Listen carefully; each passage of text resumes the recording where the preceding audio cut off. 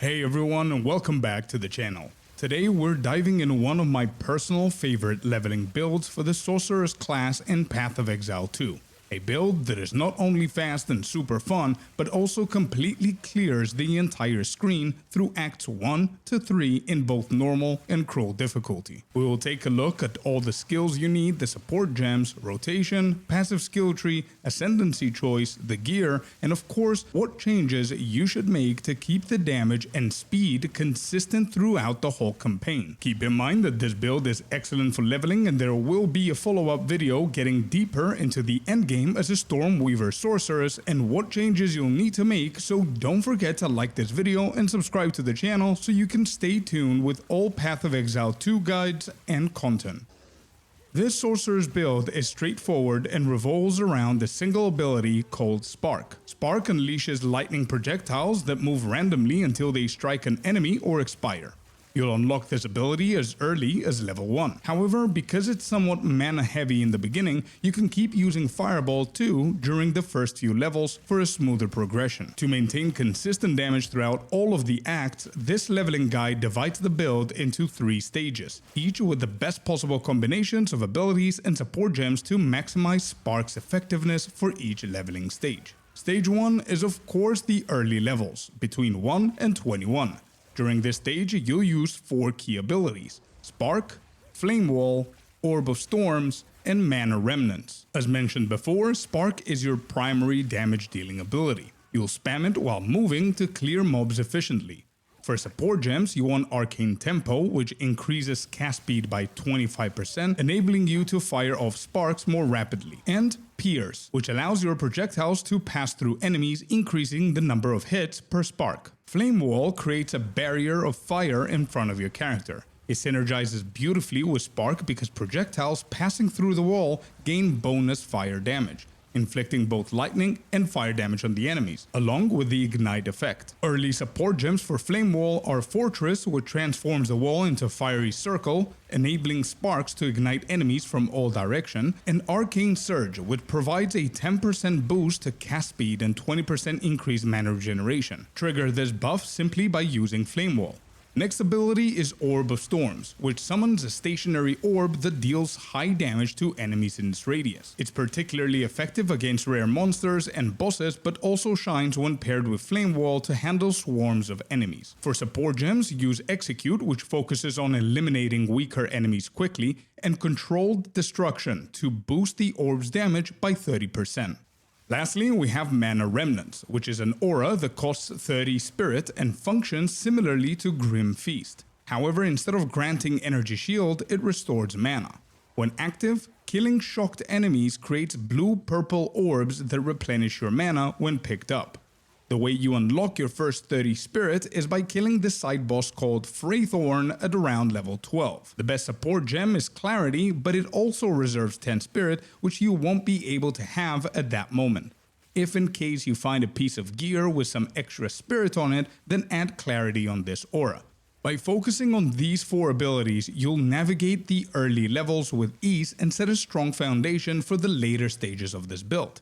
For example, for stage 2, which is the mid-levels around 21 to 40, your build evolves slightly while maintaining the core abilities that define your playstyle. Here's what changes and stays the same.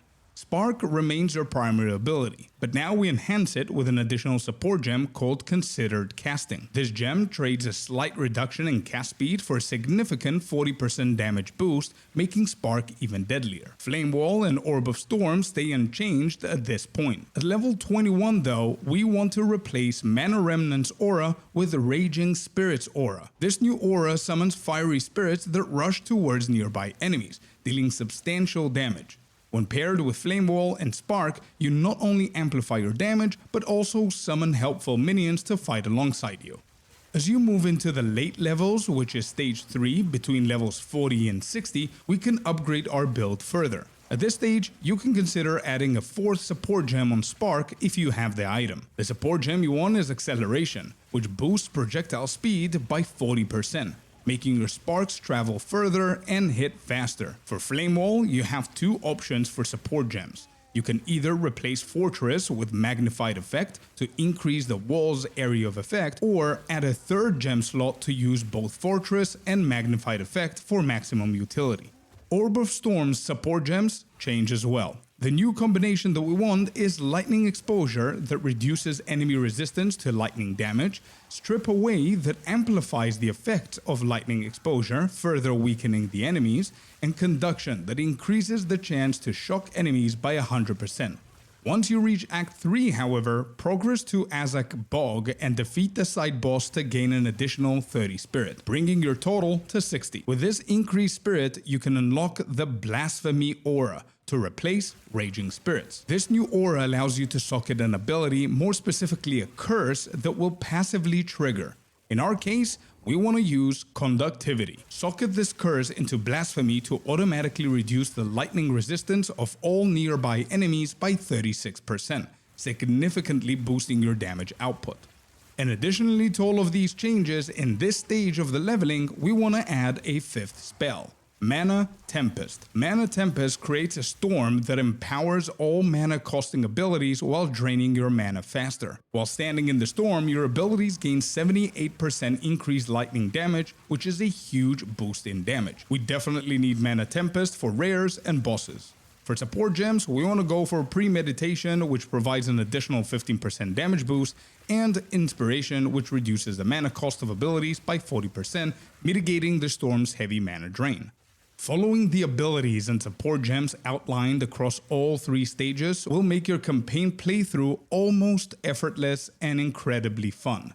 The reason I'm saying almost is that there are a few key factors that are crucial to unlocking the full potential of this build. Beyond the gear and passive skill tree nodes, which we'll discuss later, one vital aspect is keeping your abilities upgraded and leveled as often as possible. If the Sorceress is an alt character for you, you'll likely have no trouble acquiring the uncut skill gems needed to upgrade your abilities and auras. If the Sorceress is your first time character, however, your focus should always be on upgrading Spark first. This spell is the backbone of your build and essential for completing the campaign. Abilities like Orb of Storms, Conductivity, and Mana Tempest are also important but can be upgraded later if needed. If you're missing an uncut skill gem to upgrade Spark, don't hesitate to spend one Exalted Orb to purchase it. It's well worth the investment.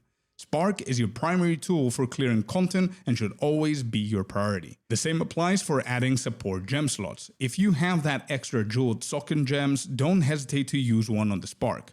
The more support gems you manage to add, the stronger you become. Now, the rotations for both area clearing and boss fights are very straightforward and effective. For AoE and map clearing throughout your campaign, you want to spam Spark while moving, dropping Flame Walls strategically to empower your Spark with fire damage. You want to master your movement and Spark timing as well. Each time you cast Spark, your character briefly slows its movement to cast the spell. If you want to maintain optimal mobility and efficiency, here's what you gotta do. Despite firing more projectiles, try to avoid holding down Spark for extended periods, as this slows your movement significantly and defense is not our strength with this build. Instead, cast Spark rhythmically in sync with your character's movement speed.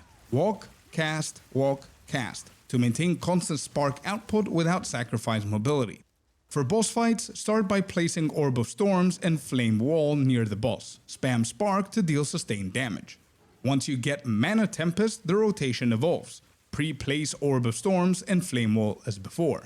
Activate Mana Tempest to empower your abilities, then spam Spark. While immobile within the Mana Tempest, feel free to hold down Spark to unleash a flurry of projectiles, as movement speed is no longer a concern during this phase. With abilities, gems, and rotation covered, let's move on to our passive skill tree. And first things first, the ascendancy that we want to choose is Storm Weaver.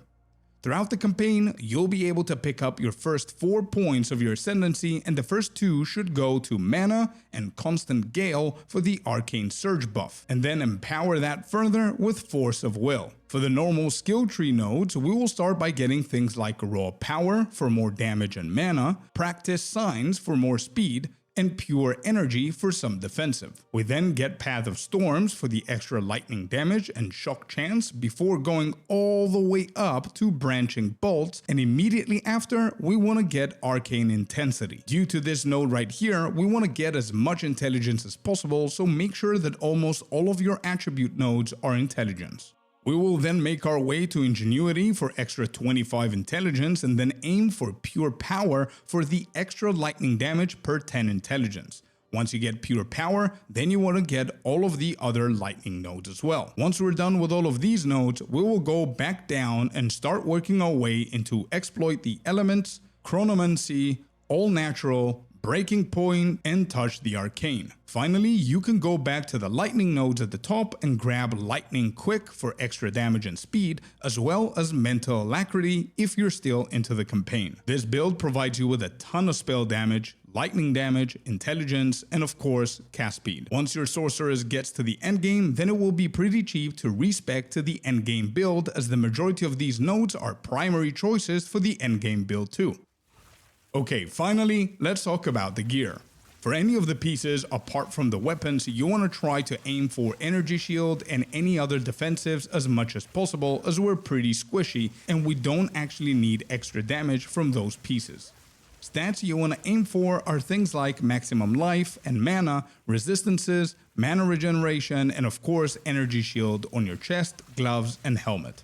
For the rings and amulet, you can aim for the exact same stats with the addition of cast speed on both and bonus levels to spells on the amulet. The boots, however, is a different story. You want to aim for as much movement speed as possible because that's the golden ticket to speed up your progress and actually not die. And lastly, for the weapon, you want to go for wand and focus with stats like bonus levels to spells and lightning spells, increased spell damage and lightning damage, cast speed, maximum mana, and mana regen. Bear in mind that finding any of the above items with all the stats that I mentioned for each one of them would be the perfect scenario, but it's very hard to find them this early on. Don't invest too much on rare gear for the perfect stats, instead try focusing on having as many good stats as possible. If you're new to the game and this is your first character, you can either gamble early on through the vendors, you can try and see what other vendors they offer so you can buy your gear, craft it yourself, or visit Path of Exile trading website to see if there's something cheap for you to buy. If it's not your first character and you have a few exalted orbs, then there are some pretty good and cheap uniques that you can invest in to speed things up a little bit. For example, Life Sprig Wand is pretty good to start with, but make sure that you get at least +2 levels on all spells. Ghost Wreath Robe is good for a massive defensive boost. The Wanderlust Sandals are good for defensives and mobility. Midnight Braid is a very good belt for mana recovery and resistances, as well as Everlasting Gaze Amulet for a massive mana boost.